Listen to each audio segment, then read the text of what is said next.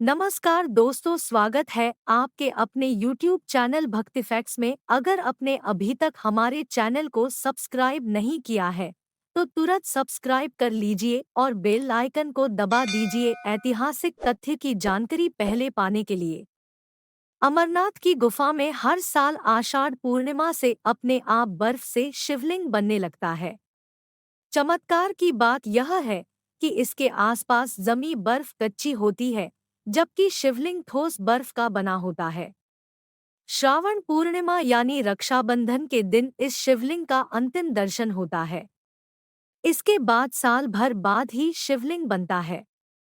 इस गुफा में अक्सर श्रद्धालु दो कबूतरों के देखे जाने की बात करते हैं। कहा जाता है कि इसी पवित्र गुफा में भगवान शिव और माता पार्वती कई युगों से कबूतर के रूप में विराजमान है। इस संदर्भ में कथा है, जानते हैं उसके बारे में। पुराणों में वर्णित है कि एक बार माता पार्वती ने भगवान शिव से पूछा, आप अजरमर हैं और मुझे हर जन्म के बाद नए स्वरूप में आकर फिर से वर्षों की कठोर तपस्या के बाद आपको प्राप्त करना होता है।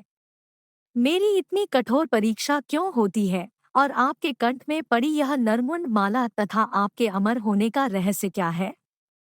भगवान शंकर ने माता पार्वती से एकांत और गुप्त स्थान पर अमर कथा सुनने को कहा, जिससे अमर कथा को कोई अन्य जीव न सुन पाए। जो कोई भी इस अमर कथा को सुन लेता है वह अमर हो जाता। पुराणों की माने तो भगवान शिव ने पार्वती को अमर कथा सुनाने के लिए जिस गुफा में ले गए, वही गुफा अमरनाथ गुफा के नाम से प्रसिद्ध हुई। यहाँ आकर भगवान शंकर ने उन्हें अपनी साधना की अमर कथा सुनाई। इसी आज के समय में अमरव के नाम से जाना जानता है। इसलिए भोलेनाथ ने अपनी सवारी नंदी को पहलगाम में छोड़ दिया। इसके बाद जटाओं से चंद्रमा को चंदनबाड़ी में अलग कर दिया।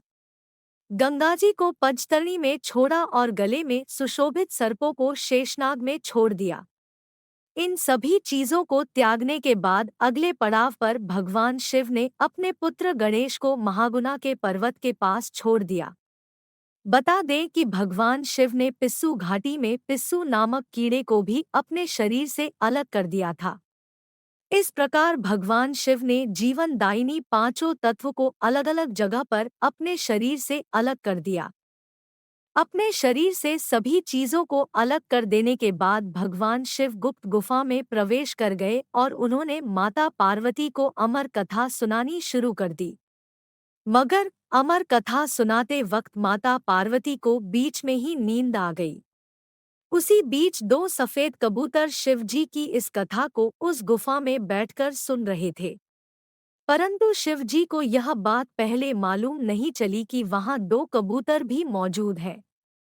कथा समाप्त होने के बाद शिवजी की दिव्य दृष्टि कबूतरों के ऊपर पड़ी। कबूतरों को देखने के बाद भगवान शिव काफी ज्यादा क्रोधित हो गए। क्रोध के मारे भगवान शिव उन कबूतरों को मारने के लिए दौड़े। तभी उन कबूतरों ने भगवान शिव के सामने कहा कि हे प्रभु, हमने आपसे अमर होने की कहानी सुनी है। ऐसे में अगर आप हमें मार डालते हैं तो आपकी यह कथा गलत साबित हो जाएगी। इसके बाद भगवान शिव ने उन कबूतरों को छोड़ दिया और उन्हें आशीर्वाद दिया कि तुम हमेशा इस स्थान पर शिव पार्वती के प्रतीक चिन्ह के रूप में निवास करोगे। कबूतरों के इस जोड़े के अमर हो जाने के बाद आज भी इस जोड़े का दर्शन अमरनाथ जाने वाले यात्रियों को हुआ करते हैं। अमरनाथ की गुफा में जिसे भी तुम्हारे दर्शन होंगे उन्हें शिव पार्वती के दर्शन का पुण्य मिलेगा। आपको हमारी ये वीडियो कैसी लगी हमें कमेंट सेक्शन में कमेंट करके जरूर बताएं।